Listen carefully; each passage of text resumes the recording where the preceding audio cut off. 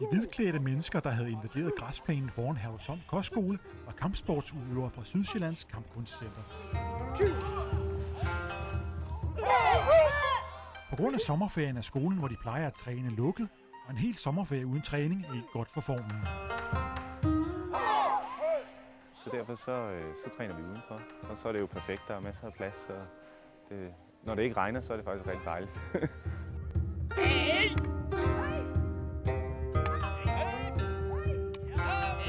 Sydsjællands Kampkunstcenter har over 100 medlemmer, og de dyrker mange forskellige former for kampsport.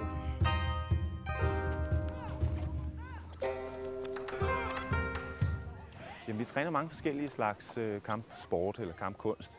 Der er sværkunst, og der er aikido, og der er karate, og der er kung fu, og så er der brasiliansk jiu-jitsu.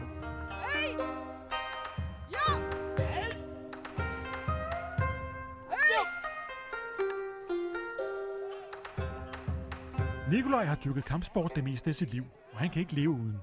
Jeg kan bare godt lide det. Jeg elsker det. Jeg lever for det, ikke? Det er mit et og alt, vil jeg sige.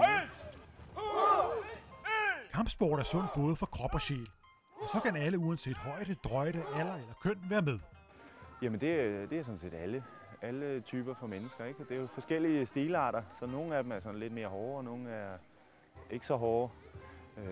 Så det er alle typer mennesker sådan set, der er i vores klub.